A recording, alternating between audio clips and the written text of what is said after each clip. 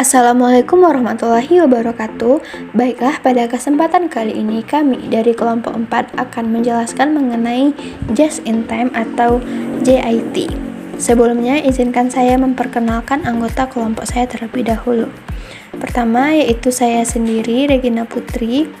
Kedua, Yunila Yusna. Ketiga, Switch Utami. Dan terakhir yaitu Ahsani Kafah. Adapun materi yang kami jelaskan pada kali ini, yang pertama yaitu mengenai konsep dasar just in time, kedua perbedaan sistem just in time dengan sistem tradisional, ketiga konsep back flash costing, keempat hubungan just in time dengan back flash costing, dan terakhir yaitu analogi dasar dari akuntansi keuangan. Materi pertama yang akan dijelaskan oleh saya sendiri yaitu konsep dasar just in time. Pertama, pengertian just in time. Just in time adalah sistem fabrikasi modern yang pada prinsipnya hanya memproduksi jenis-jenis barang yang diminta sejumlah yang diperlukan dan pada saat yang diperlukan oleh konsumen. Kedua, tujuan just in time. Tujuan utamanya untuk dapat memproduksi produk dengan kualitas terbaik, ongkos termurah, dan pengiriman pada saat yang tepat. Ketiga, karakteristik just in time. Pertama, pengurangan biaya melalui eliminasi persediaan. Besarnya biaya persediaan mencerminkan ketidakefisienan dalam investasi persediaan. Kedua, eliminasi biaya persediaan dapat tercapai bila bahan baku sudah siap pada saat dibutuhkan dan barang jadi sudah siap saat konsumen menginginkan. Ketiga, konsep dasar just in time. Pertama, produk just in time, yaitu memproduksi apa yang dibutuhkan hanya dipenuhi dalam melaksanakan just in time. Kedua, autonomasi, yaitu suatu unit pengendalian cacat secara otomatis yang tidak memungkinkan unit cacat mengalir ke proses berikutnya. Ketiga, tenaga kerja fleksibel, yaitu mengubah-ubah jumlah pekerja sesuai dengan fluktuasi permintaan. Keempat, berpikir kreatif dan menampung saran-saran karyawan. Untuk mencapai empat konsep just in time diperlukan sistem dan metode. Pertama, sistem Kanban untuk mempertahankan produksi just in time. Kedua, metode kelancaran dan kecepatan produksi. Ketiga, optimalisasi waktu persiapan. Empat, tata letak, proses dan pekerja fungsi ganda. Kelima, aktivitas perbaikan lewat kelompok kecil dan sistem saran.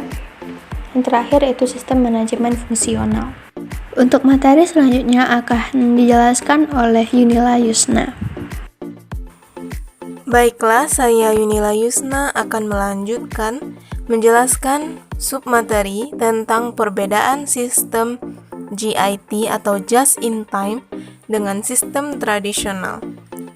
Perbedaan sistem JIT dengan sistem tradisional adalah sebagai berikut. 1.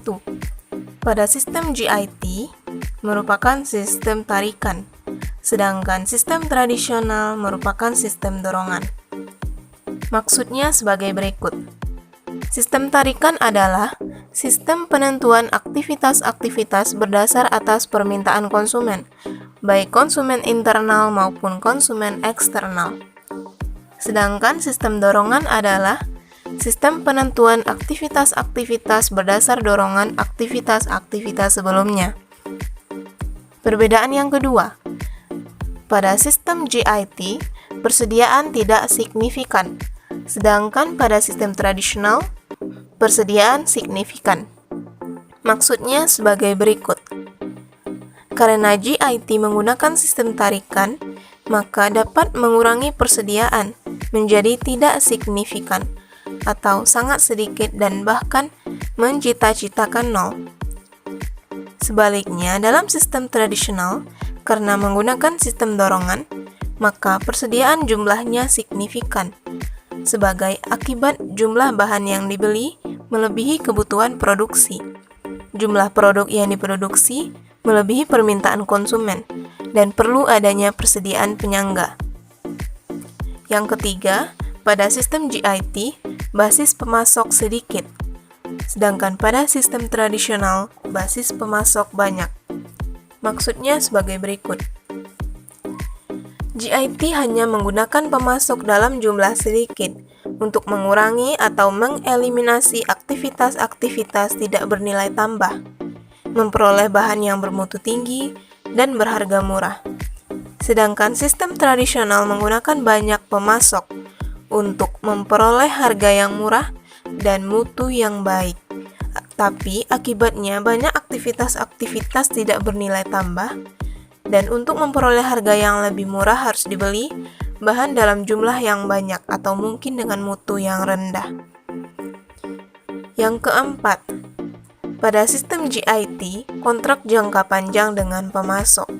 Sedangkan pada sistem tradisional, kontrak jangka pendek dengan pemasok. Maksudnya sebagai berikut. GIT menerapkan kontrak jangka panjang dengan beberapa pemasoknya, guna membangun hubungan baik yang saling menguntungkan, sehingga dapat dipilih pemasok yang berharga murah, dengan bahan yang bermutu tinggi, dan kinerja pengiriman tepat waktu dan tepat jumlah, serta dapat mengurangi frekuensi pemesanan. Sedangkan sistem tradisional menerapkan kontrak-kontrak jangka pendek dengan banyak pemasok, sehingga untuk memperoleh harga murah harus dibeli dalam jumlah yang banyak atau mungkin mutunya rendah. Yang kelima, pada sistem GIT, pemanufakturan berstruktur seluler. Sedangkan pada sistem tradisional, pemanufakturan berstruktur departemen. Maksudnya sebagai berikut. Struktur seluler dalam GIT adalah pengelompokan mesin-mesin dalam satu keluarga. Biasanya ke dalam struktur semilingkaran atau huruf U, sehingga satu sel tertentu dapat digunakan untuk melakukan pengolahan satu jenis atau satu keluarga produk tertentu secara berurutan. Sedangkan struktur departemen dalam sistem departemen adalah struktur pengolahan produk melalui beberapa departemen produksi sesuai dengan tahapan-tahapannya dalam memerlukan beberapa departemen jasa yang memasok jasa bagi departemen produksi. Yang keenam, pada sistem GIT, karyawan berkeahlian ganda, sedangkan pada sistem tradisional, karyawan terspesialisasi. Maksudnya sebagai berikut. Sistem GIT yang menggunakan sistem tarikan waktu bebas harus digunakan oleh karyawan struktur seluler untuk berlatih agar berkeahlian ganda, sehingga ahli dalam berproduksi dan dalam bidang-bidang jasa tertentu, misalnya pemeliharaan, pencegahan, reparasi, setup, inspeksi, dan mutu. Sedangkan pada sistem tradisional, sistem karyawan terspesialisasi berdasarkan departemen tempat kerjanya, misalnya departemen produksi atau departemen jasa. 7. Pada sistem GIT, jasa terdesentralisasi, sedangkan pada sistem tradisional, jasa tersentralisasi. Maksudnya sebagai berikut. Sistem tradisional mendasarkan pada sistem spesialisasi, sehingga jasa tersentralisasi pada masing-masing departemen jasa. Sedangkan pada sistem GIT, jasa terdesentralisasi pada masing-masing struktur seluler. Para karyawan selain ditugaskan untuk berproduksi, tapi juga harus ditugaskan pada pekerjaan jasa yang secara langsung mendukung produksi si struktur selulernya. Yang kedelapan, pada sistem GIT, keterlibatan karyawan tinggi, sedangkan pada sistem tradisional, keterlibatan karyawan rendah. Maksudnya sebagai berikut. Dalam sistem tradisional, keterlibatan dan pemberdayaan karyawan relatif rendah, karena karyawan fungsinya melaksanakan perintah atasan. Sedangkan dalam sistem GIT, manajemen harus dapat memberdayakan para karyawannya dengan cara melibatkan mereka atau memberi peluang pada mereka untuk berpartisipasi dalam manajemen organisasi. Yang kesembilan, pada sistem GIT, gaya manajemen sebagai penyedia fasilitas. Sedangkan pada sistem tradisional, gaya manajemen sebagai pemberi perintah. Maksudnya sebagai berikut. Sistem tradisional umumnya menggunakan gaya manajemen sebagai atasan, karena fungsi utamanya memerintah para karyawannya untuk melaksanakan kegiatan. Sedangkan pada sistem JIT memerlukan keterlibatan karyawan, sehingga mereka dapat diberdayakan. Maka gaya manajemen yang cocok adalah sebagai fasilitator dan bukanlah sebagai pemberi perintah. Yang ke-10, pada sistem JIT disebut Total Quality Control atau TQC. Sedangkan sistem tradisional Acceptable Quality Level atau AQL. Maksudnya sebagai berikut. TQC atau Total Quality Control dalam JIT adalah pendekatan pengendalian mutu yang mencakup seluruh usaha secara berkesinambungan dan tiada akhir untuk menyempurnakan mutu agar tercapai kerusakan nol atau bebas dari kerusakan. AQL atau Accepted Quality Level dalam sistem tradisional adalah pendekatan pengendalian mutu yang memungkinkan atau mencadangkan terjadinya kerusakan, namun tidak boleh melebihi tingkat kerusakan yang telah ditentukan sebelumnya. Materi selanjutnya akan dijelaskan oleh Suci Utami. 3. Konsep backflash costing. Biaya backflash adalah metode akuntansi yang mencatat biaya setelah barang dijual atau jasa selesai. Biaya backflash umum terjadi di antara perusahaan yang menggunakan sistem manajemen inventaris just-in-time, metode just-in-time. Gaya manajemen inventaris just-in-time terkadang juga disebut sebagai Toyota Production System. Adalah strategi pengelolaan. Ini menghindari pelaporan yang mahal dan rumit dari semua biaya saat terjadi. Karakteristik backflash costing. 1. Akun persediaan tidak disesuaikan selama periode akuntansi. 2. Tidak ada catatan yang detail tentang unit barang dalam proses. 3. Tidak ada persediaan produk jadi karena produk jadi langsung terjual. Bahan baku sampai di perusahaan pada saat akan diproses saja dalam jumlah yang sesuai dengan kebutuhan. 2.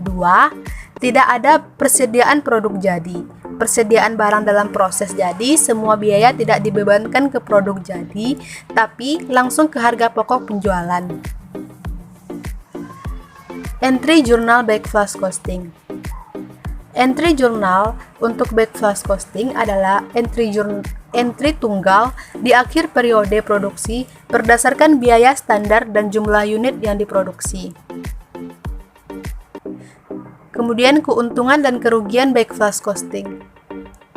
Keuntungan memungkinkan perusahaan untuk dengan mudah menetapkan biaya inventaris yang sesuai. Hanya satu entry jurnal yang perlu dibuat pada akhir proses produksi untuk memperhitungkan semua biaya yang ditujukan untuk produk. Proses seperti ini menghemat waktu perusahaan yang dibutuhkan untuk mencatat biaya selama proses produksi, yang menurunkan biaya akuntansi. Kerugian, perusahaan dengan perputaran persediaan yang lebih lambat seringkali tidak dapat menggunakan sistem biaya arus balik, karena biaya akan dicatat terlalu lama setelah terjadinya. Dan materi yang terakhir akan dijelaskan oleh Ahsani Kafah. Baiklah, selanjutnya yang keempat, hubungan JIT dengan backflash costing. Tujuan perhitungan biaya backflash adalah untuk mengurangi jumlah kejadian yang diukur dan dicatat dalam sistem akuntansi sehingga ini dapat diterapkan pada perusahaan dengan sistem JIT, di mana seperti telah dijelaskan sebelumnya bahwa sistem JIT dirancang untuk mendapatkan kualitas, menekan biaya, dan mencapai waktu penyerahan seefisien mungkin dengan menghapus seluruh jenis pemborosan yang terdapat dalam proses produksi sehingga perusahaan mampu menyerahkan produknya, baik barang maupun jasa, sesuai kehendak konsumen tepat waktu. Sehingga backflash costing diterapkan pada perusahaan yang telah mengaplikasikan konsep JIT yang matang untuk persediaannya, di mana kecepatan begitu tinggi sehingga sistem tradisional tidak praktis. Selanjutnya, yang kelima, analogi dasar dari akuntansi keuangan. Dua metode persediaan yang berbeda digunakan oleh perusahaan non-manufaktur, yaitu pertama, metode perpetual. Akun persediaan barang dagang didebit setiap pembelian barang dan dikredit atas biaya dari setiap penjualan barang. Tujuannya adalah untuk mencatat setiap peningkatan atau penurunan dalam biaya barang dagang yang ada dalam persediaan. Yang kedua, metode periodik. Membiarkan saldo awal dari akun persediaan barang dagang tidak berubah selama periode akuntansi. Penyesuaian di akhir periode dibuat agar saldo akhirnya sama dengan hasil perhitungan fisik.